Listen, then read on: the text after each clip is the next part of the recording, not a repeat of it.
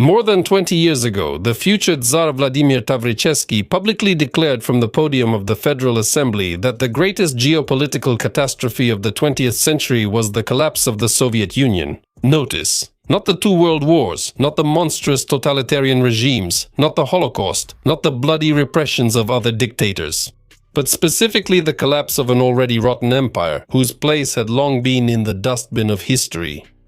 And in this statement, Putin was not being deceitful at all. This was the imperial mindset of almost all Russian rulers.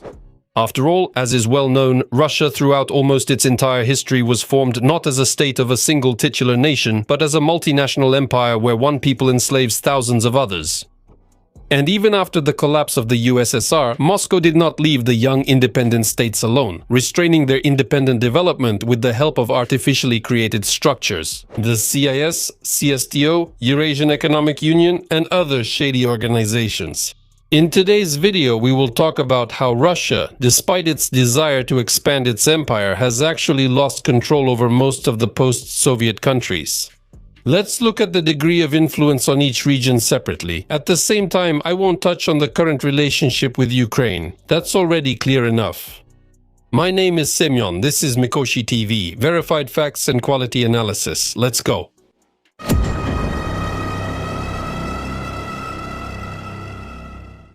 Back to the past.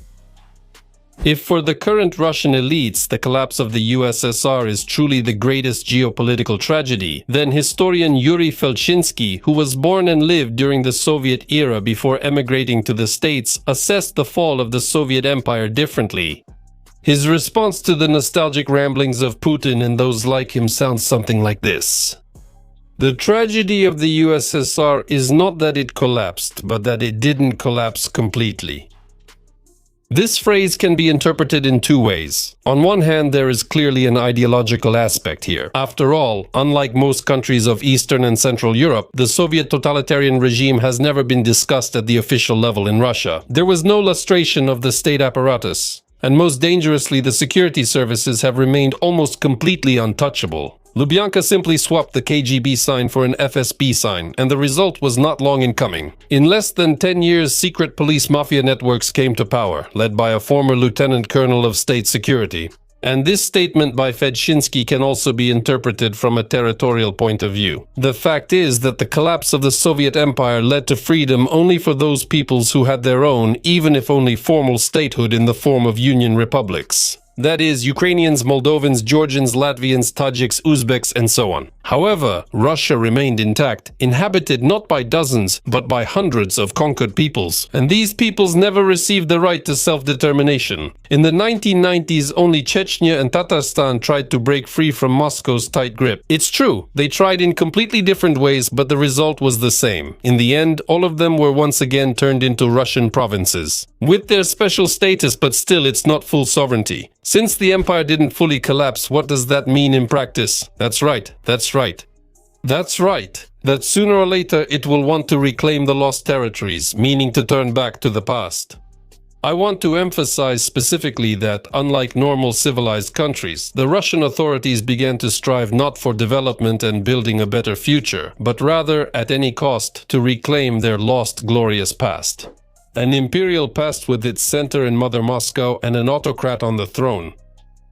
As a result, we have an unfinished process, the collapse of the Soviet Empire, which created among the Kremlin elite the illusion that it was possible to return to the former borders, and this inevitably led to attempts to revise the outcomes of 1991. And now, let's look at what these ambitions have led to, using specific historical examples. Far-sighted Baltics. The Baltic states, or as they were called during Soviet times, the Baltic republics, truly deserve sincere admiration. Because over the past 35 years, Lithuania, Latvia, and Estonia have done everything to avoid falling into Moscow's hands again. And why is that? Because their ruling elites realized the true nature of Russian imperialism in the very first years of independence and were seriously concerned that the Kremlin would sooner or later return to its old ways. They didn't fall for Russia's pseudo-democratization and the sweet talk of Yeltsin, as well as the early Putin, when he was still trying to play the role of a moderate liberal. That's why Lithuanians, Latvians, and Estonians immediately set a course for distancing themselves as much as possible from their former imperial center and at the same time integration with European and Euro-Atlantic structures. First and foremost with the European Union and NATO. Of course, such foresight was explained by their historical experience, and it wasn't even that long ago. Lithuania, Latvia, and Estonia viewed their security through the lens of the treacherous Soviet annexation of 1940 and the subsequent bloody Sovietization, which always and everywhere was accompanied by mass executions, deportations, and collective farms. That is why the overwhelming majority of the population in these countries sincerely sees the Soviet era not as a voluntary stay within the USSR, but precisely as a period of occupation and loss of statehood.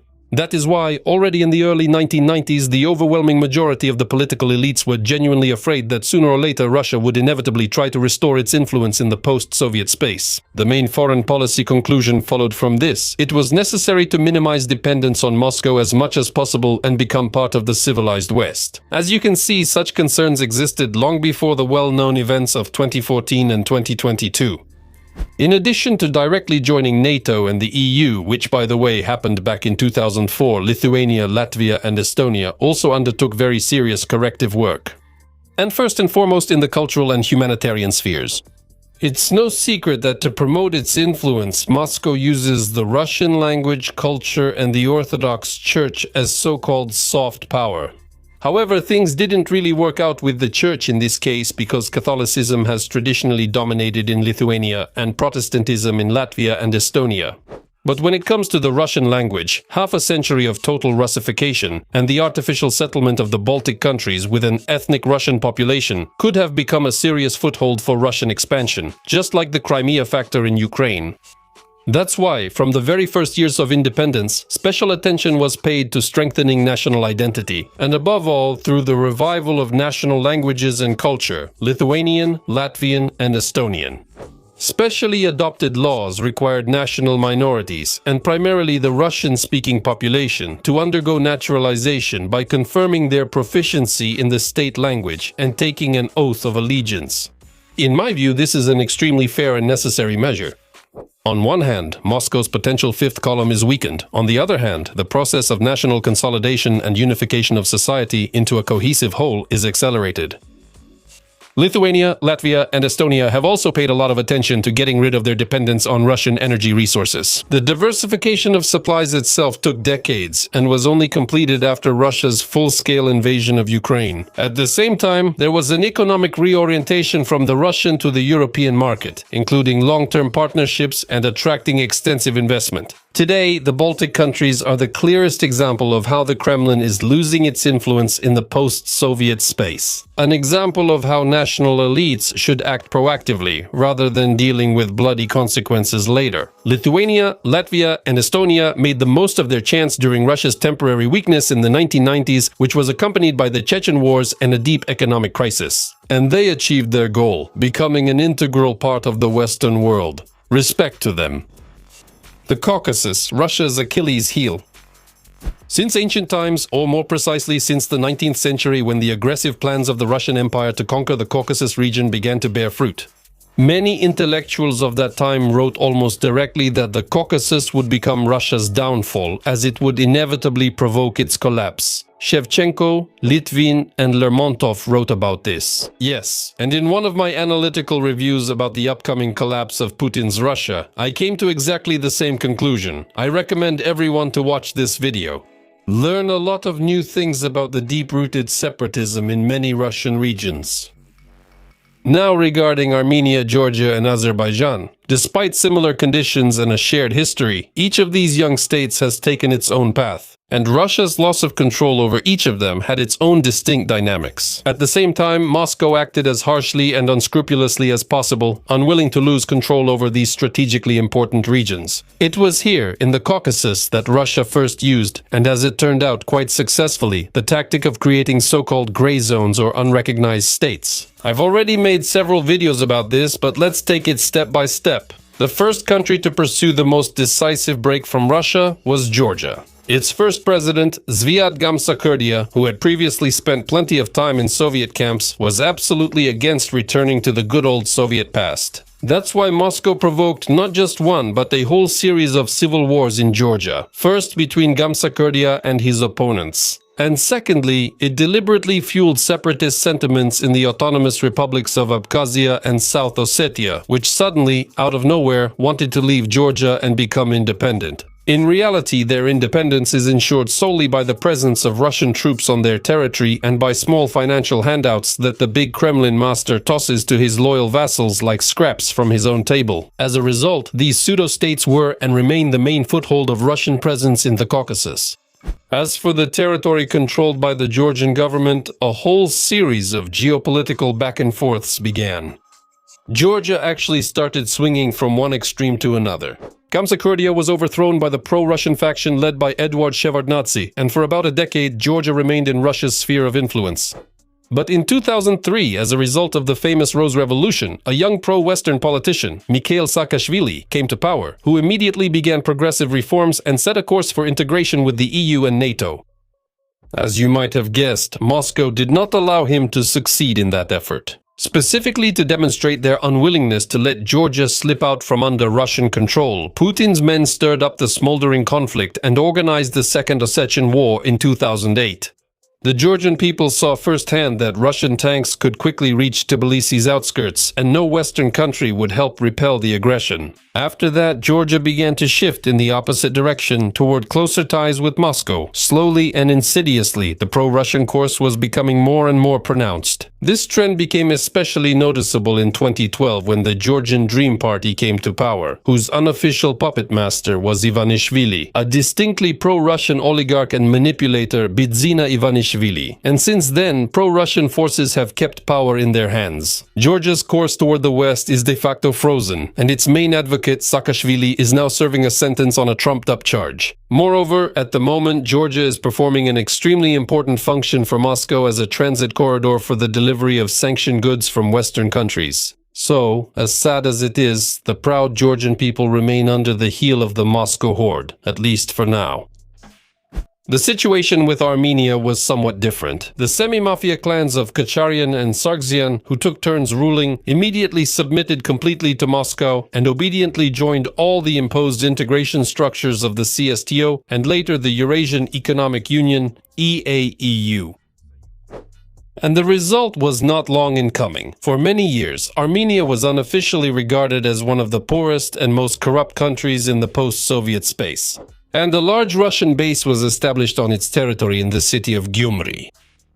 But since 2018, the situation began to change somewhat, when as a result of widespread popular protests, a pro-European politician, Nikol Pashinyan, came to power.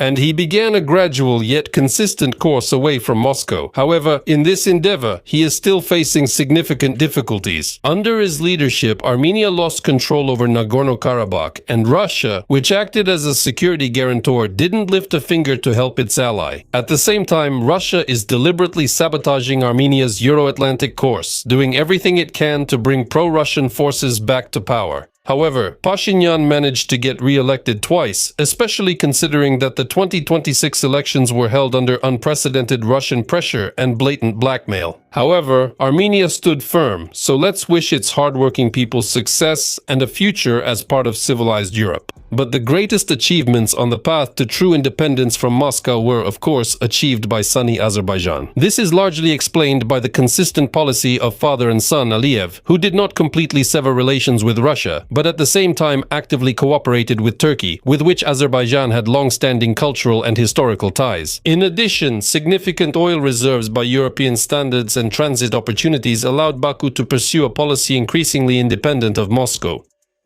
The result of this long and painstaking policy was the transformation of Azerbaijan into the strongest and most influential state in the Caucasus region, which became especially noticeable after the restoration of control over Nagorno-Karabakh in the fall of 2023. Of course, the current Russian-Ukrainian war played an extremely important role in Azerbaijan's rise.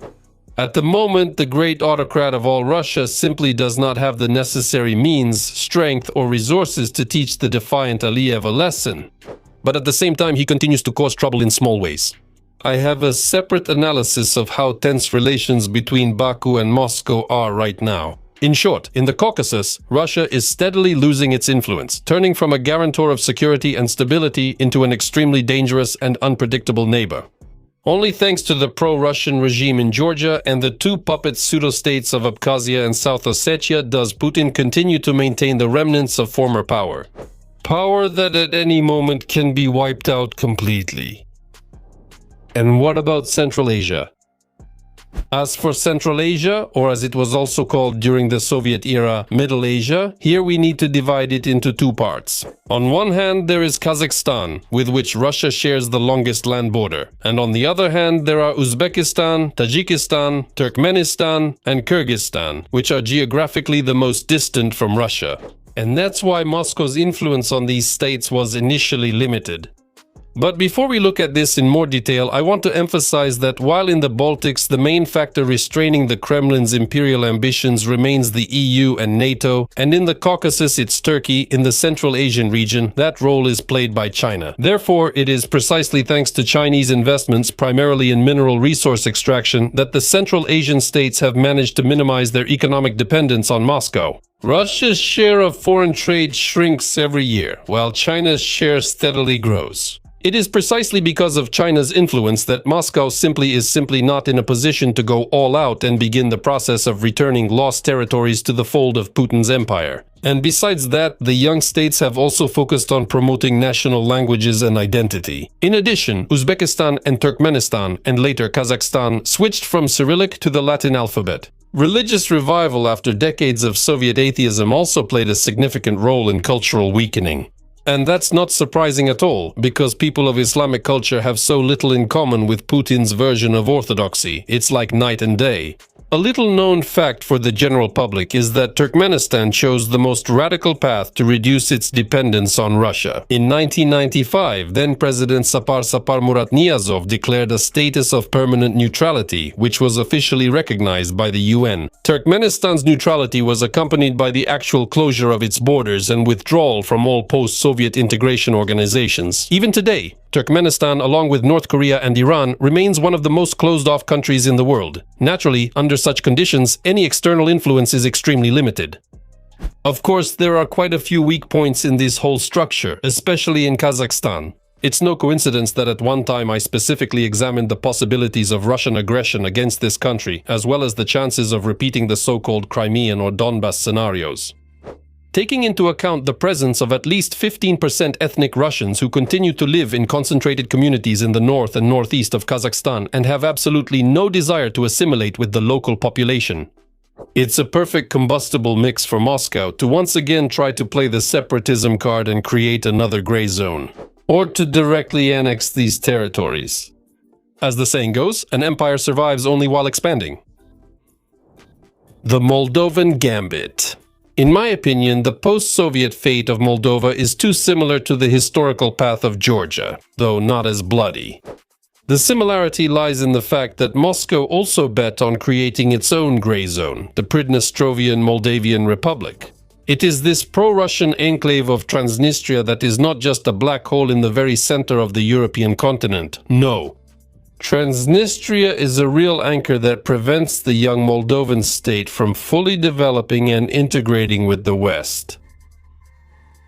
Interestingly, in the case of Moldova, the key factor restraining Russian ambitions is not the European Union and not even Romania, with which Chisinau has long-standing cultural and historical ties. It is Ukraine that saves Moldova from being absorbed by Russia. By physically standing in the way, almost literally, Ukraine prevents Moscow from realizing its imperial ambitions. It is no coincidence that in 2022, the ultimate goal of the Russian group that advanced from Crimea along the northern Black Sea region was not Mykolaiv and Odessa, but to link up with Transnistria, with the further occupation of Moldova. If this plan had succeeded, then a puppet Ukraine led by Putin's crony Medvedchuk would have been deprived of access to the sea, and Moldova would have disappeared from the political map of the world forever. It was Ukraine that became a real inspiration and example for Moldova to emulate, something it needed to aspire to. See for yourself. Up until 2014, Moldova was also a typical buffer state, an even poorer and more dependent post-Soviet country reliant on Russia.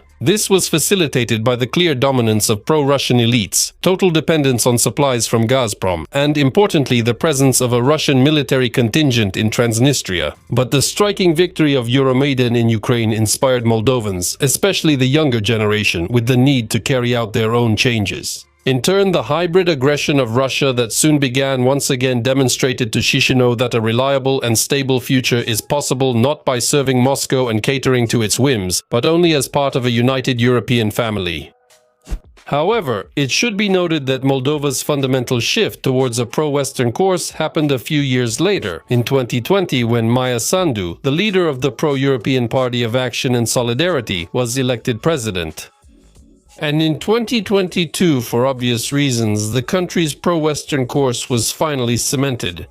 At the same time as Ukraine, Moldova received candidate status for EU membership, which naturally imposed obligations for further reforms and the implementation of European principles and requirements.